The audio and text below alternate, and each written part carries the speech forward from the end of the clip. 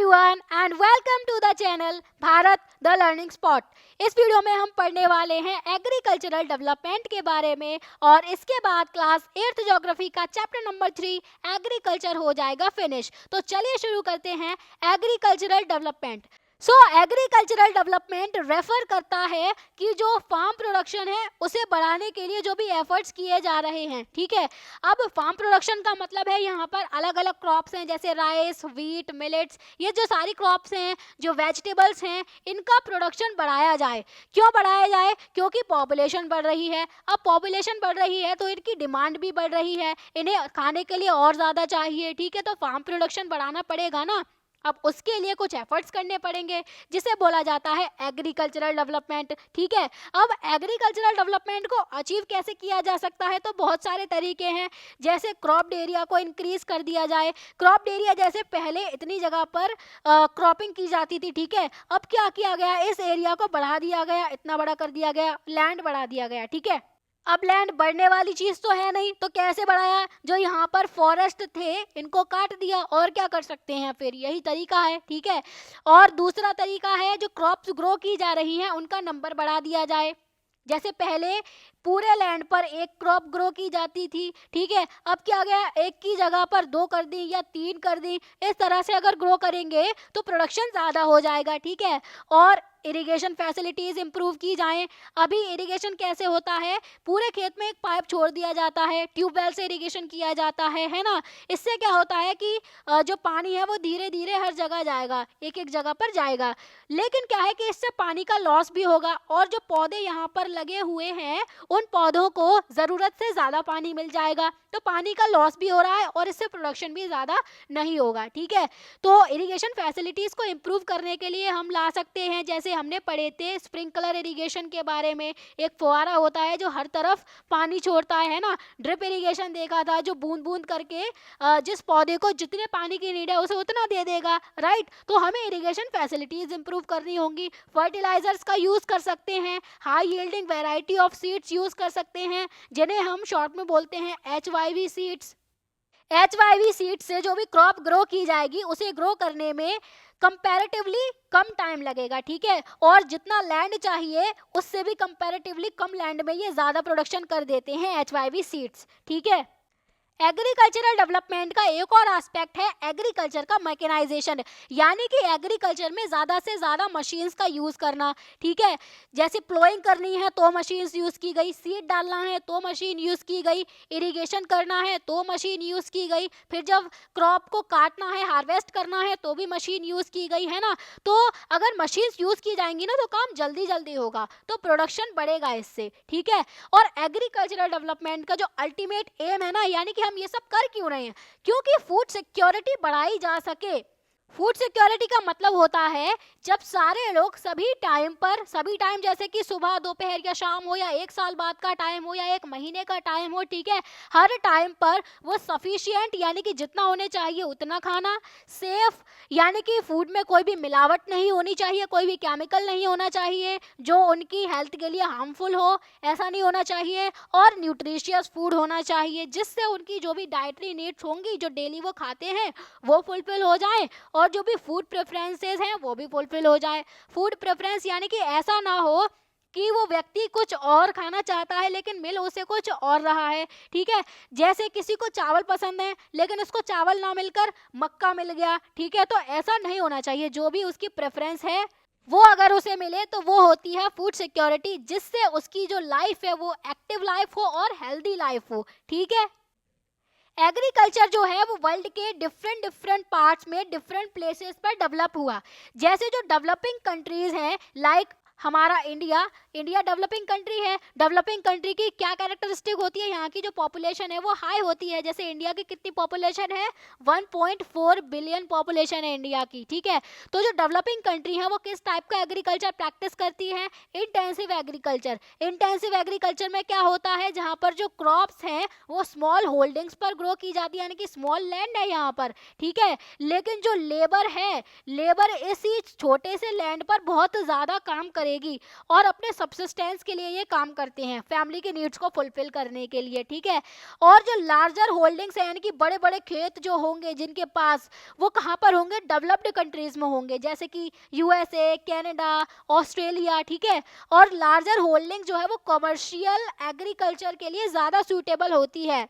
ये हमने commercial agriculture में भी देखा था, है ना, जिसमें कैपिटल ज़्यादा चाहिए होता है, लैंड भी बड़ी चाहिए होती है ताकि प्रॉफिट ज़्यादा कमाया जा सके। अब हम फार्म्स की दो केस स्टडीज से समझते हैं कि एग्रीकल्चर जो है वो डेवलपिंग और एक डेवलप्ड कंट्री में किस तरह से किया जाता है। तो एग्जांपल है यहाँ का, एक फार्म है इंडिया का और एक फार्म है यूएसए का। तो शुरू करते हैं इंडिया के फार्म से। तो यहाँ पर एग्जाम्पल लिया गया है एक छोटे से विलेज का, जो है आदिलाबाद। कहाँ पर है, गाजीपुर डिस्ट्रिक्ट, यूपी में, ठीक है। इस विलेज में एक स्मॉल फार्मर है मुन्ना लाल, ठीक है, जिसका जो फार्म लैंड है वो लगभग 1.5 हेक्टेयर्स का है, ठीक है। मुन्ना लाल का जो घर है वो मेन विलेज में है, ठीक है। वो high yielding variety seeds purchase करता है मार्केट से हर अगले साल पर, और जो उसका फार्म है उसमें जो लैंड है वो फर्टाइल है और एटलीस्ट 2 क्रॉप्स वो एक साल में ग्रो कर लेता है, जिन क्रॉप्स में है वीट या राइस और पल्सेस। यानी कि एक क्रॉप होगी या तो वीट होगा या राइस होगी, इनमें से एक, और दूसरी क्रॉप है पल्सेस, ठीक है। और फार्मर जो है, जो मुन्ना लाल है, ये अपने फ्रेंड्स की, एल्डर्स की एडवाइस लेता है, साथ ही साथ कुछ गवर्नमेंट एग्रीकल्चरल ऑफिसर्स की भी एडवाइस लेता है फार्मिंग प्रैक्टिसेस से रिलेटेड, ठीक है। मुन्ना लाल ने एक ट्रैक्टर रेंट पर लिया हुआ है अपनी फील्ड को प्लो करने के लिए, लेकिन हम देखते हैं कि उसके कुछ फ्रेंड्स हैं वो अभी भी ट्रेडिशनल मेथड ही यूज़ करते हैं। कौन सा ट्रेडिशनल मेथड, बुलक्स का यूज़ करना प्लोइंग के लिए। जैसे यहाँ पर जो फार्मर्स हैं बुलक का यूज़ करके फील्ड को प्लो कर रहे हैं, राइट। और उसकी फील्ड के पास में एक ट्यूबवेल भी है जिसे उसने रेंट पर लिया हुआ है ताकि वो अपनी फील्ड को इरिगेट कर सके, राइट। मुन्ना लाल के पास 2 बफेलोज हैं और कुछ हैंस भी हैं। मुन्ना लाल जो है वो मिल्क सेल करता है कोऑपरेटिव स्टोर में, जो पास के टाउन में लोकेटेड है, ठीक है। मतलब ये रहता है गांव में, वहां से इसने बफेलो से मिल्क निकाला, उस मिल्क को लेकर गया और टाउन में वहां के स्टोर में ये सेल कर आया, ठीक है। ये जो फोटो है वो इंडिया की एक एग्रीकल्चरल फील्ड की फोटो है, ठीक है। वही हम अभी आगे देखेंगे यूएसए का एक फार्म, तो उसकी भी फोटो होगी। दोनों में काफी ज्यादा डिफरेंस देखने को मिलेगा। तो आगे बढ़ते हैं। मुन्ना लाल जो है वो कोऑपरेटिव सोसाइटी का भी मेंबर है। कोऑपरेटिव सोसाइटी क्या होती है, कुछ लोग मिलकर क्या करते हैं, जैसे ये कुछ पैसे देगा, ये कुछ पैसे देगा, ये कुछ पैसे देगा, और ये सब मिलकर एक फर्म खोल लेंगे या कोई भी बिजनेस चला लेंगे, है ना। तो वो होती है कोऑपरेटिव सोसाइटी, उसका मेंबर है मुन्ना लाल। अब ये जो सोसाइटी है ये इसको एडवाइस करती है कि तुम्हें किस टाइप का फॉडर लेना चाहिए अपने एनिमल्स के लिए, किस टाइप के सेफ्टी मेजर्स लेने चाहिए जिससे अपने लाइव स्टॉक की हेल्थ को तुम प्रोटेक्ट कर सको, और किस तरह से आर्टिफिशियल इंसेमिनेशन करवाया जा सके। यानी कि आर्टिफिशियली जो लाइफ स्टॉक है मुन्ना लाल के पास, जो बफेलो वगैरह है, उनकी पॉपुलेशन बढ़ाई जाए, ठीक है, उनकी ब्रीडिंग कराई जाए आर्टिफिशियली। तो वो सारी एडवाइस कोऑपरेटिव सोसाइटी देती है।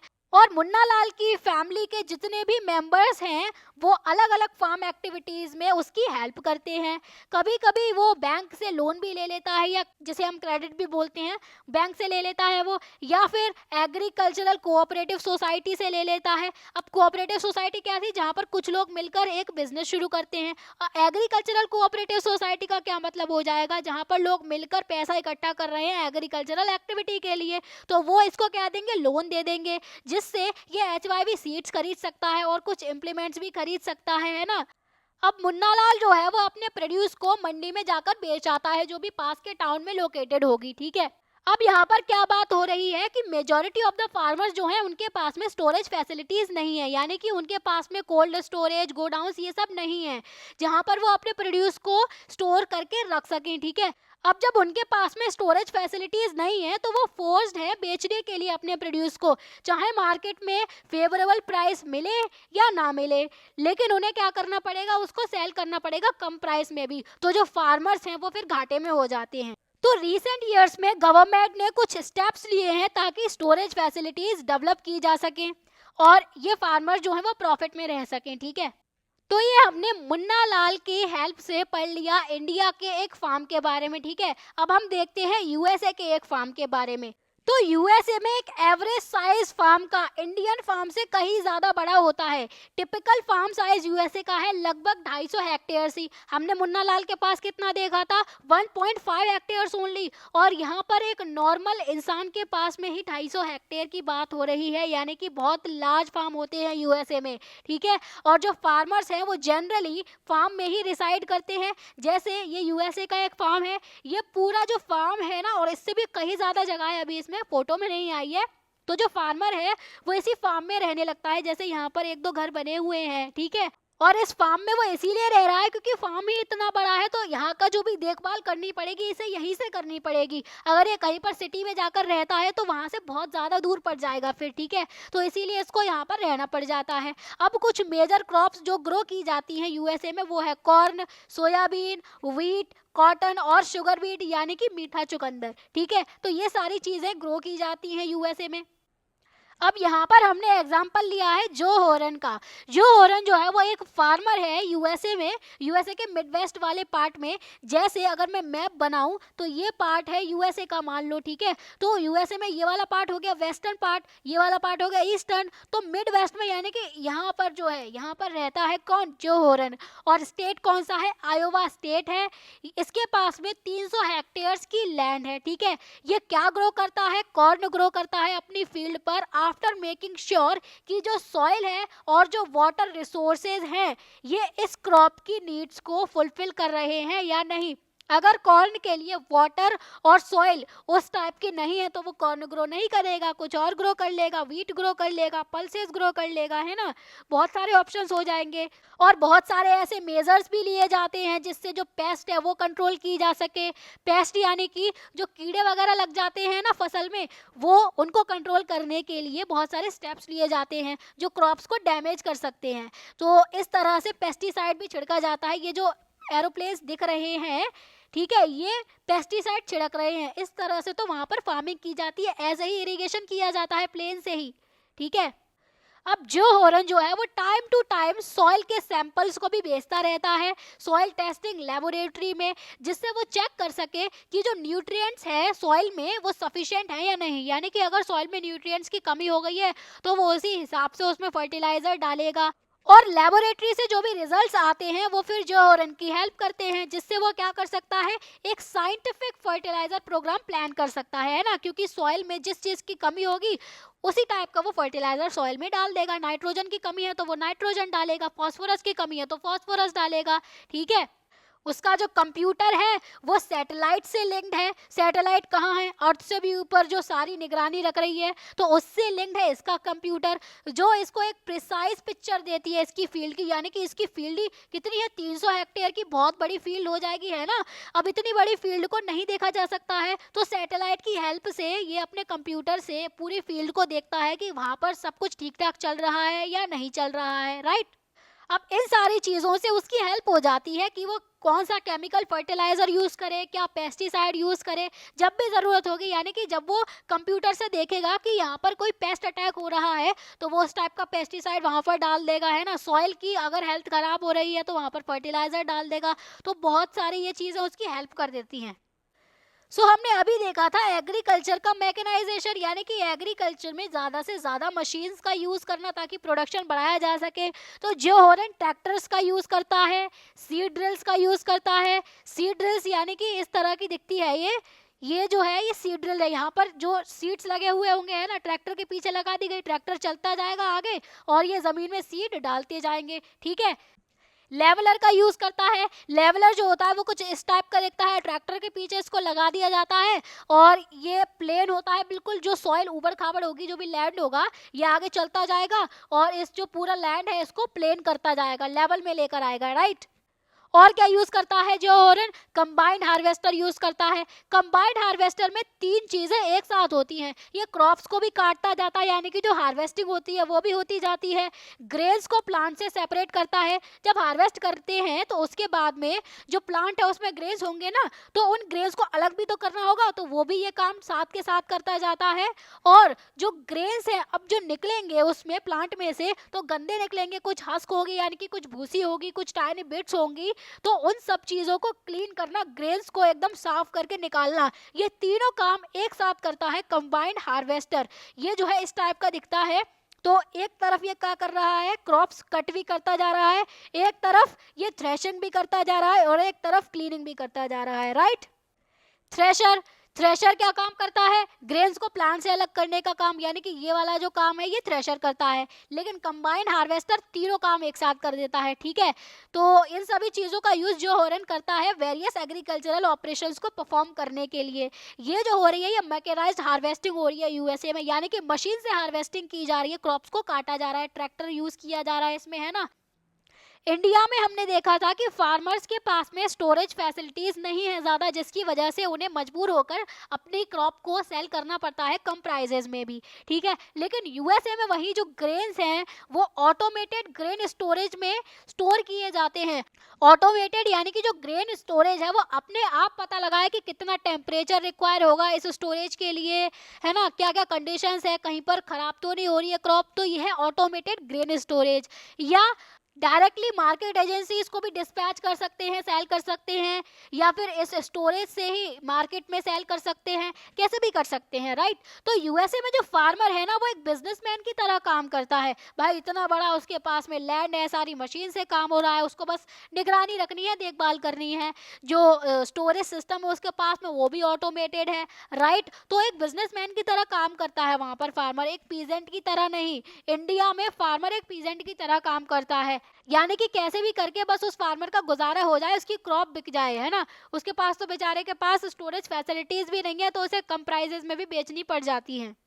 तो इसी के साथ में हमारा ये टॉपिक एग्रीकल्चरल डेवलपमेंट कंप्लीट होता है और चैप्टर नंबर 3 एग्रीकल्चर भी कंप्लीट होता है। सो मिलते हैं अगली वीडियो में एक नए टॉपिक के साथ, तब तक के लिए bye bye, take care and keep learning.